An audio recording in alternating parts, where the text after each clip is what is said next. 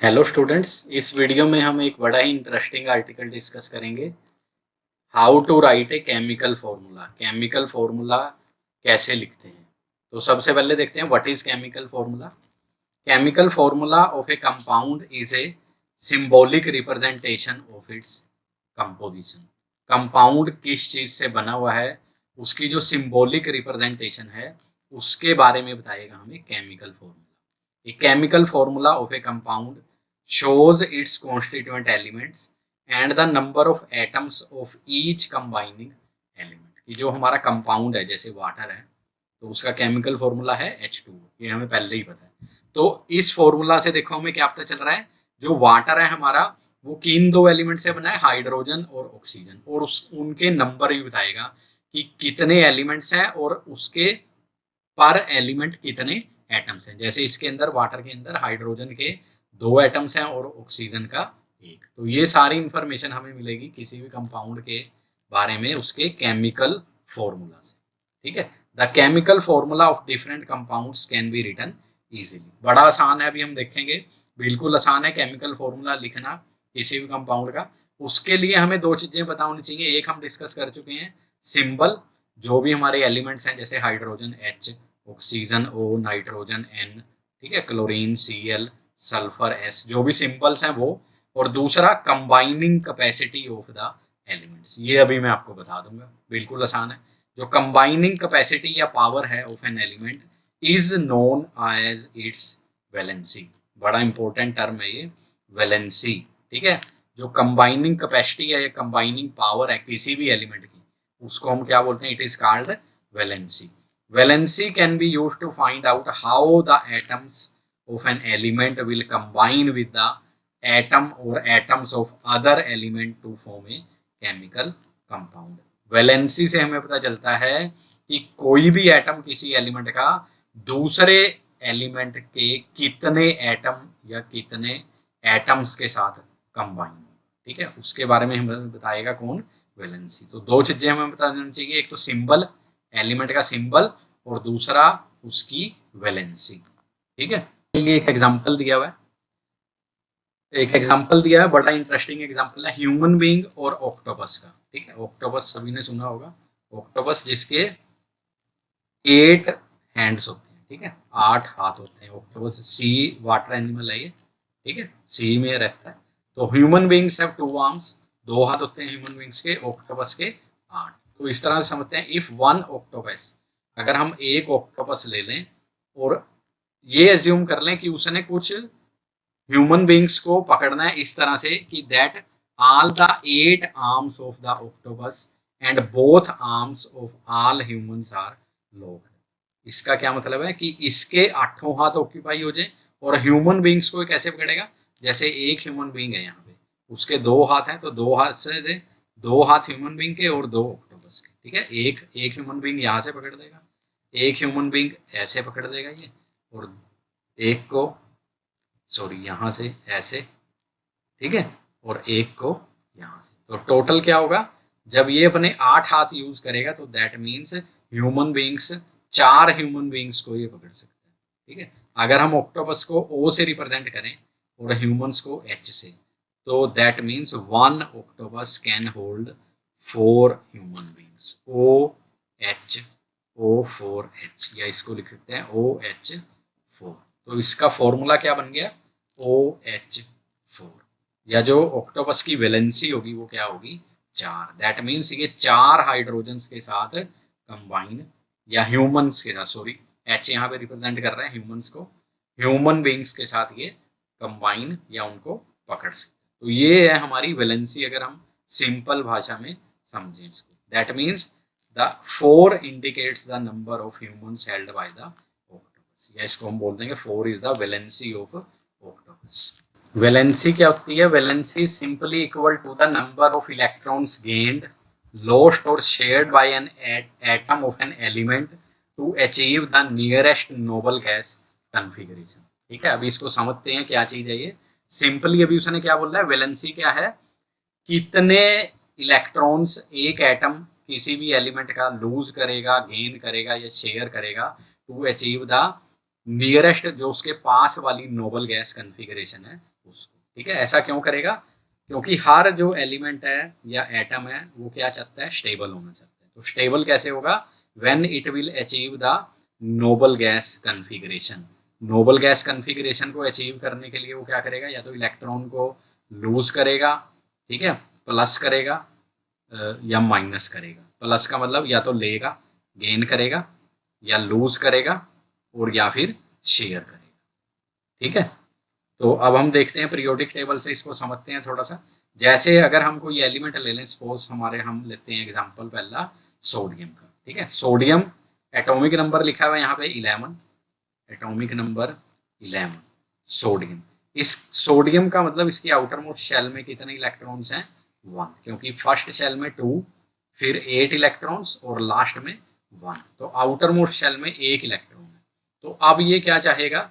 जो इसके पास noble gas है, देखो अगर हम आगे मूव करें तो आर्गन आएगा एटॉमिक नंबर 18, लेकिन अगर सोडियम से पीछे मूव करें तो आएगा नियोन।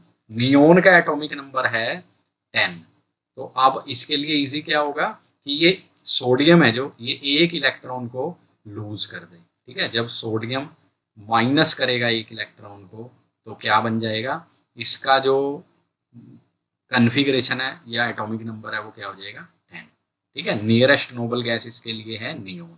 तो दैट मीन्स जो सोडियम है उसकी वैलेंसी क्या होगी?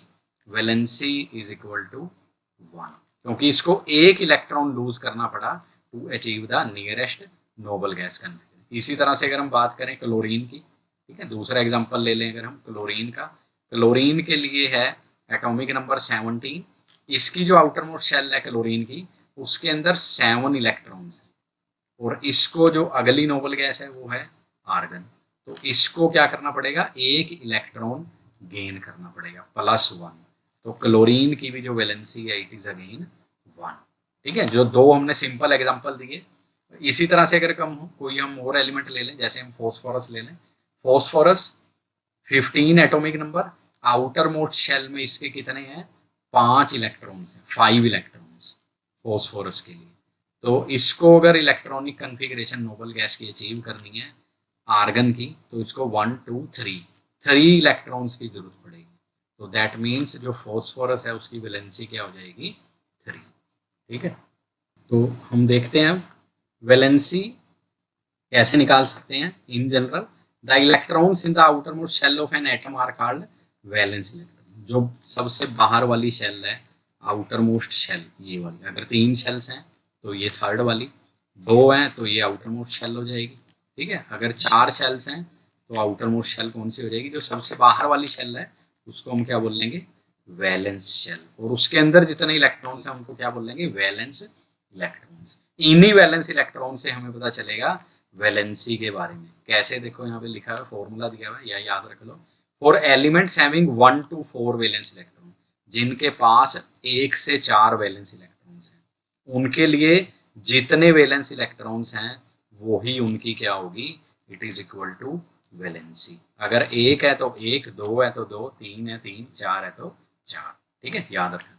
For elements having 5 to 7 valence electrons, जिनके पास 5 से 7 वैलेंस इलेक्ट्रॉन्स हैं, अब उनके लिए ये इक्वल टू वैलेंसी नहीं होगी, ये क्या हो जाएगा? वैलेंसी इज इक्वल टू, उनके लिए क्या हो जाएगा? Valency is equal to 8 minus valence electrons. इसका मतलब अगर 5 इलेक्ट्रॉन्स हैं किसी के पास तो वैलेंसी क्या हो जाएगी? 8 माइनस 5 दैट इज 3, ठीक है, जैसे हमने फॉस्फोरस का केस लिया। इसी तरह से अगर 7 इलेक्ट्रॉन्स हैं, क्लोरीन है जैसे, उसकी आउटर मोस्ट शेल में कितने हैं? 7 इलेक्ट्रॉन्स, तो उसकी वैलेंसी 7 नहीं है, वो कितनी है? 8 माइनस 7 इज इक्वल टू 1, ठीक है। तो मुझे लगता है कि वैलेंसी का कंसेप्ट हमें समझ आ गया, ठीक है। अब हम देखते हैं कुछ एग्जांपल वैलेंसीज की ही। Valencies of some common ions, याद कर लो, ये एनसीईआरटी की बुक में गिवन है टेबल, वहीं से लिया हुआ है। तो इसमें क्या देखो, पहले है लिया हुआ है वैलेंसी 1, तो सिंबल्स भी दिए हुए हैं, आयंस का नाम भी दिया। सोडियम Na पॉजिटिव 1 है इसकी valency, potassium again 1, silver Ag positive 1, copper Cu positive 1। इसी तरह से ये थे हमारे दीज ऑल आर मेटल्स। उसके बाद नॉन मेटल्स भी दिए हुए, जैसे hydrogen H positive, hydride H negative, chloride Cl negative, bromide Br negative, iodide I negative. ठीक है, सिंबल भी दिया हुआ है और वैलेंसी क्या इन सभी की 1 है। पॉली एटॉमिक आयंस हम डिस्कस कर चुके हैं, जिसके अंदर एटम्स ज्यादा एटम्स हों। ठीक है, पॉली मतलब मोर देन 1। ठीक है, ammonium ion NH4 positive, hydroxide OH negative, nitrate NO3 negative, hydrogen carbonate HCO3 negative. तो इन सभी की वैलेंसीज क्या थी 1 1।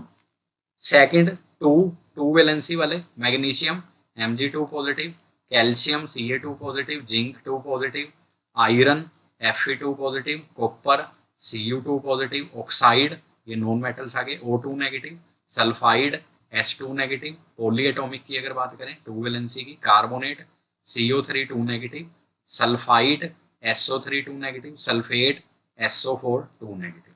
और 3 वैलेंसी के आगे aluminium Al3 positive, iron Fe3 positive, nitride N3 negative, phosphate PO4 3 negative. इसके अंदर एक और चीज आपने नोटिस करी होगी, ब्रैकेट में क्या लिखा हुआ है, रोमन नंबर्स लिखे हुए हैं ऐसे 1 2। ये उन मेटल्स के लिए लिखे हुए हैं जो more than 1 type of oxidation state show करते हैं, जैसे आयरन है। ठीक है, आयरन +2 भी शो करता है स्टेट और +3 भी। कॉपर है जैसे +1 भी शो करता है और +2 भी। तो यहाँ पे +1 लिया हुआ है, तो रोमन जो रिप्रेजेंट कर रहा है उसी को रिप्रेजेंट कर रहा है। जैसे 1 है तो +1 को, 2 है तो +2 को, और 3 लिखा हुआ है तो +3। तो अब हम देखते हैं कैसे हम लिख सकते हैं केमिकल फॉर्मूला, लेकिन उसके लिए उससे पहले हैं कुछ रूल्स। ठीक है, रूल्स याद कर लो इनको। वैलेंसीज पहला है, वैलेंसीज और charges on the ions must balance. जो वैलेंसीज हैं और चार्जेस हैं आयंस की, वो बैलेंस होने चाहिए। ठीक है। Second, when a compound consist of a metal and a non metal, अगर किसी कंपाउंड में मेटल भी है और नॉन मेटल भी, द नेम और symbol of the metal is written first. पहले हम मेटल को लिखेंगे और उसके बाद नॉन मेटल को। Example calcium oxide, calcium metal है तो CaO। सोडियम क्लोराइड, सोडियम पहले आ गया, क्लोराइड बाद में आ गया। Iron sulphide FeS, copper oxide etcetera. ठीक है, तो पहले हम लिखते हैं metal, first metal and second या बाद में नॉन मेटल। थर्ड रूल है, in compounds formed with poly atomic ions. Poly atomic ions हैं मतलब जिसमें एटम्स ज्यादा हैं जिन आयंस के पास, the number of ions present in the compound is indicated by enclosing the formula of the ion in a bracket and writing the number of ions outside the bracket. Suppose हमारे पास किसी molecule के अंदर, ठीक है, अगर हमारे पास 3 ions हैं poly atomic ions जिनका फॉर्मूला है AB2, तो 3 ऐसे तो कैसे लिखेंगे इनको, AB2 थ्राइस। ठीक है, इस तरह से। फॉर एग्जाम्पल MgOH2, जैसे यहाँ पे एग्जांपल दिया हुआ है मैग्नीशियम का MgOH2। ठीक है, तो हमने क्या करा, पॉली एटॉमिक है ये OH, पॉली एटॉमिक है, इसका मतलब इसके अगर हमारे पास 2 हैं, नंबर 2 हैं, 2 आयंस हैं, तो ब्रैकेट के अंदर OH ब्रैकेट में और 2 बाहर। अगर 3 होते तो OH3। ठीक है, Mg नहीं होगा, उसको Al है, जैसे AlOH3। In case the number of poly atomic ion is 1, और अगर ये 1 होता जैसे NaOH है, तो तब हमें ब्रैकेट लगाने की जरूरत नहीं, तब हम सिंपल ऐसे ही लिख देंगे, फॉर एग्जांपल NaOH। ठीक है, तो अब हम देखते हैं how to write the chemical formula. सबसे पहले लगता है सिंपल सब्सटेंसेस। सिंपल मतलब which are made up of 2 different elements. ठीक है, सिंपल या फिर उनको बोलते हैं बाइनरी कंपाउंड्स, जिसमें सिर्फ 2 ही एलिमेंट्स हैं, 1 A और B। ठीक है, 2 ही एलिमेंट्स हैं, सिंपल जो बाइनरी हैं। For writing the chemical formula हमने क्या करना है, देख लो, इसके लिए समझ लो रूल क्या है। राइट द कॉन्स्टिट्यूएंट एलिमेंट्स, सबसे पहले एलिमेंट्स, जैसे अभी एग्जांपल देखेंगे हाइड्रोजन क्लोराइड, तो सबसे पहले एलिमेंट्स लिख देने हैं, कौन कौन से हैं, हाइड्रोजन और क्लोराइड या क्लोरीन। ठीक है, and their valencies as shown below. उसके बाद उनकी वैलेंसीज पहले सिंबल लिख देंगे, इसके लिए हाइड्रोजन के लिए H, क्लोरीन के लिए Cl। उसके लिए वैलेंसी हाइड्रोजन की 1, क्लोरीन की भी 1। Then cross over the valencies of the combined element. अब उनकी वैलेंसीज 1 1 है तो उसको क्रॉस करना है, जैसे 1 वैलेंसी हाइड्रोजन की इधर जाएगी क्लोरीन के पास और क्लोरीन की हाइड्रोजन। तो जो फॉर्मूला बनेगा 1 1 आ रहा है, तो फॉर्मूला विल बी HCl 1:1। ठीक है, कुछ और एग्जांपल्स देखते हैं। सेकंड आता है फॉर्मूला ऑफ हाइड्रोजन सल्फाइड। हमने सिंबल लिख दिया, हाइड्रोजन के लिए H, सल्फाइड के लिए S। हमने अभी पढ़ा था वैलेंसी हाइड्रोजन की 1 है, ये याद करनी पड़ेगी हमें। सल्फाइड की 2 है। ठीक है, अभी हमने जब टेबल देखा था उसमें लिखा था S2 नेगेटिव, तो इसकी वैलेंसी क्या है 2। ठीक है, सल्फाइड की वैलेंसी या सल्फर की वैलेंसी क्या है 2 है हमारे पास। तो इसको जब हमने क्रॉस ओवर करा तो क्या आ गया हमारे पास, H 2 से मल्टीप्लाई हो गया, दैट मीन्स 2H और 1S, तो इसको लिख दिया H2S। ठीक है, नेक्स्ट आता है formula of carbon tetrachloride. Carbon tetra chloride, carbon और क्लोराइड Cl क्लोरीन, इनकी वैलेंसीज लिख लो, सिंबल लिख दिए, वैलेंसी कार्बन की 4, क्लोरीन की 1, तो इसको क्रॉस ओवर कर दो। कार्बन एक आएगा C1 और Cl4 4Cl, तो इसको कैसे लिखते हैं CCl4, तो फॉर्मूला क्या बन गया CCl4, इसको ऐसे क्रॉस कर सकते हैं। ठीक है, क्लोरीन 4 से मल्टीप्लाई होगा और कार्बन 1 से, फॉर्मूला बन गया CCl4। नेक्स्ट आता है, ये तो सिंपल मॉलिक्यूल्स थे या कंपाउंड्स थे। अब आते हैं in case of ionic compounds. First right the symbol of the cation followed by the symbol of the anion. Cation बताया था जिनके ऊपर पॉजिटिव चार्ज होता है और एनायन जिनके ऊपर negative charge. Then their charges are crisscross to get the formula. वही जैसे हमने पहले क्रॉस ओवर किया था, तो उसी तरह से कैटायन और एनायन लिख देंगे पहले उनके सिंबल, फिर उनके जो चार्जेस हैं उनको क्रिस क्रॉस कर देंगे। जैसे एग्जांपल दिया है मैग्नीशियम क्लोराइड, Mg सिंबल लिख दिया और इधर क्लोराइड Cl क्लोरीन। तो मैग्नीशियम के ऊपर चार्ज आता है +2 और क्लोरीन के ऊपर -1 या क्लोराइड के ऊपर -1, तो क्रिस क्रॉस कर दिया या क्रॉस ओवर। +2 से ये मल्टीप्लाई हो गया क्लोरीन 2 से, मैग्नीशियम 1 से, तो फॉर्मूला बन गया MgCl2। ठीक है, इसमें नोट एक जरूरी बात देख लेनी है, ये पहले ही बता चुके हैं। The positive and negative charges must balance each other. Total charge molecule का या कंपाउंड का क्या होना चाहिए एज ए होल न्यूट्रल, जितना पॉजिटिव है उतना ही नेगेटिव। ठीक है, जैसे 2 क्लोरीन हो गए थे यहाँ पे, 2 हो गए क्लोरीन। ठीक है, 2 क्लोरीन का मतलब -2, क्योंकि एक क्लोरीन का चार्ज कितना है -1, तो 2 का -2। एक मैग्नीशियम का कितना था +2, तो चार्ज क्या हो गया 0 हो गया, नेट चार्ज न्यूट्रल या 0। The overall structure must be neutral. Also charges on the ions are not indicated on the formula. लेकिन जब हम फॉर्मूला लिखेंगे इनमें चार्जेस नहीं शो करेंगे, हमने फॉर्मूला सिंपली क्या लिख देना है MgCl2 मैग्नीशियम क्लोराइड। तो कुछ और आयनिक फॉर्मूलाज देखते हैं आयनिक कंपाउंड्स के। नेक्स्ट आता है फॉर्मूला ऑफ एल्यूमिनियम ऑक्साइड। वही हमारा जो हमारा देखते हैं कैसे करना है। सिंपल सबसे पहले aluminium Al, oxygen O, charge क्या है एल्यूमिनियम पे होता है +3, ऑक्साइड पे या ऑक्सीजन पे -2।